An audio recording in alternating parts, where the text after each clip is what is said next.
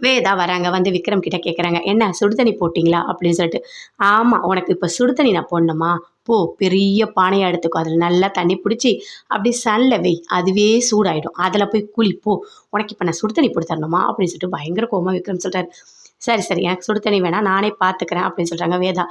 "என்ன இப்படி பண்ணிட்டு இருக்கா?" சரின்னு சொல்லிட்டு அப்படியே சுடு தண்ணிலாம் போடுறாரு. போட்டுட்டு அப்படியே பார்க்குறாரு. அப்படியே வேதா வராங்க. வந்து பயங்கரமா குளிரோடு நிற்கிறாங்க. "என்ன ரொம்ப குளிருதா உனக்கு?" அப்படின்னு சொல்லிட்டு கேட்குறாரு. "ஒன்றும் இல்ல." அப்படின்னு சொல்லிட்டு அங்கேருந்து போகிறாங்க. ரூம்குள்ளே போனால் பயங்கரமாக குளிருது. அப்படியே பார்க்குறாரு விக்ரம். "இரு இரு ஒரு நிமிஷம் வா." அப்படின்னு சொல்லிட்டு அப்படியே போத்தி கூட்டிகிட்டு வராரு. நல்லா நெருப்பெல்லாம் மூட்டுறாரு. விறகெல்லாம் வச்சு நல்லா நெருப்பெல்லாம் மூட்டிட்டு, "இங்கே வா வந்து குளிர்காயி." அப்படின்னு சொல்லிட்டு அப்படியே ஒரு மாதிரி முடியாமல் போகுது அவங்களுக்கு. அப்படியே கையெல்லாம் பிடிச்சி அப்படியே சூடெல்லாம் காட்டுறாரு. "இன்னும் கொஞ்ச நேரத்தில் சரியாயிடும். உடம்பு அப்படி தான் இருக்கும். சரியாயிடும். உனக்கு ரொம்ப குளிருதுன்னு நினைக்கிறேன். இது காடு மாதிரி இருக்குல்ல. அதனால தான் பயங்கரமாக உனக்கு குளிருது." அப்படின்னு சொல்கிறாரு. அதே மாதிரி கையெல்லாம் பிடிச்சி அப்படியே அந்த சூடு ஒத்தரெல்லாம் காட்டுறாரு. "இப்போ கொஞ்சம் பரவாயில்லையா வேதா?" அப்படின்னு சொல்லிட்டு விக்ரம் கேட்குறாரு. பரவாயில்ல." அப்படின்னு சொல்லிட்டு இருக்காங்க. ரங்கநாயகி வீட்டில் இருக்காங்க. அப்போ ஒரு ரவுடி வராரு. வந்து கேட்குறாரு, "என்ன எவ்வளோ நாள் இந்த இடத்த நீ இருக்கன்னு நான் பார்க்கட்டுமா? இந்த குடிசையெல்லாம் காலி பண்ணிட்டு வெளியே போறியா இல்லையா?" அப்படின்னு சொல்லிட்டு கேட்குறாரு. "நல்லா தெரிஞ்சுக்கோ, இங்கே இருக்கிறதெல்லாம் சாதா மரம் நீ நினச்சிக்கிட்டியா? இதெல்லாம் மூலிகை மரம். இதெல்லாம் எவ்வளோ கஷ்டப்பட்டு நான் வளர்த்துருக்கேன். இங்கே இருக்கவங்களுக்குலாம் நான் ட்ரீட்மெண்ட் பண்ணிகிட்ருக்கேன். நீ என்னவோ அசால்ட்டாக வெளியே போன்னு சொல்கிற. நான் ஒன்றும் சும்மாலாம் போக சொல்லலை.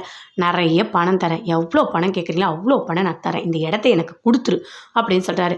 "அதெல்லாம் இந்த இடத்த என்னால் கொடுக்கவே முடியாது. இந்த இடம் எனக்கு தான்." அப்படின்னு சொல்லிட்டு ரங்கநாயகி சொல்கிறாங்க.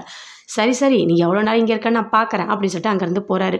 பாரு எவ்வளோ நேரம் நாள் வேணாலும் பாரு, கண்டிப்பாக நான் இங்கே தான் இருப்பேன்." அப்படின்னு சொல்லிட்டு ரங்கநாயகி சொல்லிட்டு இருக்காங்க. விக்ரம் சரி மறுபடியும் போயிட்டு விறகெல்லாம் வெட்டிட்டு ஒரே அழுக்காக உட்காந்துட்ருக்காரு. அப்போ ஃபோன் அடிக்கிறாங்க. "என் பையன்கிட்ட பேசணுமா?" அப்படின்னு சொல்லிட்டு கஜா பேசுகிறாங்க. அட்டன் பண்ணி பேசுகிறாங்க வேதா. அப்படியா அத்தை, எப்படி இருக்கீங்க? நல்லா இருக்கீங்களா? நீ எப்படிம்மா இருக்க?" "நல்லா இருக்கேன்." "என் பையன் என்னம்மா பண்ணிகிட்ருக்கான்?" அப்படின்னு சொல்லிட்டு கேட்குறாரு. நல்லா தான் இருக்காரு. இருங்க நீங்கள் நேரில் பேசுகிறீங்களா வீடியோ காலில்?" அப்படின்னு சொல்லிட்டு காட்டுறாங்க. ஒரே அழுக்காக விறகு வெட்டின்னு இருக்காரு. "என்ன ஏதோ ஒரு வேலைக்கார பையனை காட்டுறேன், என் பையன் விக்ரமை காட்டுமா?" அப்படின்னு சொல்லிட்டு கஜா சொல்கிறாங்க. "அம்மா என்னை நல்லா பாருமா, நான் தாம்மா விக்ரம்." அப்படின்னு சொல்கிறாரு. "ஓ நீதானா? என்னடா இப்படி ஆயிட்ட?" அப்படின்னு சொல்லிட்டு கஜா சொல்கிறாங்க.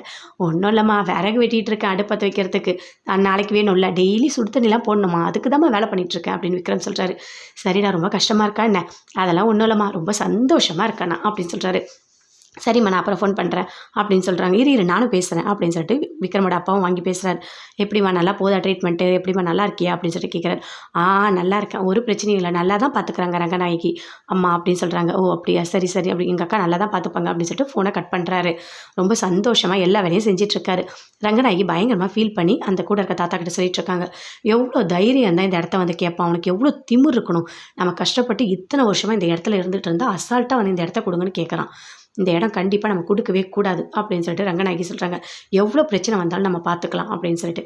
"சரிம்மா, உங்கள் நல்ல மனசுக்கு எல்லாமே நல்லதாகவே நடக்கும். கண்டிப்பாக இந்த இடத்த அந்த ரவுடி கேட்க மாட்டான். கேட்டாலும் நம்ம கொடுக்கக்கூடாது." அப்படின்னு சொல்லிட்டு இருக்காங்க. சரின்னு சொல்லிட்டு அப்போ மறுபடியும் வராங்க. விக்ரம் வேதா 2 பேருமே வராங்க. "என்னம்மா எப்படி இருக்குது உடம்பு இப்போது? நான் உனக்கு மருந்து கொடுத்தேனே எப்படி இருக்குது?" அப்படின்னு சொல்லிட்டு கேட்குறாங்க. பரவாயில்ல. அப்போ கொஞ்சம் கசப்பாக இருந்தது. இப்போ ஒன்றும் இல்லை. பயங்கரமாக குளிருது அவ்வளோதான்." அப்படின்னு சொல்கிறாங்க வேதா. "அது அப்படிதாம்மா இருக்கும்.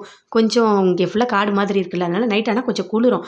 நாம தீ மூட்டி அதில் வந்துட்டு குளிர் காயணும்." அப்படின்னு சொல்கிறாங்க. நைட்டு அவர் தான் தீ மூட்டி என்னை குளிர் காய வச்சாரு." அப்படின்னு சொல்லிட்டு வேதா சொல்கிறாங்க. "ஓ அப்படியா விக்ரம், நல்லா பார்த்துக்க."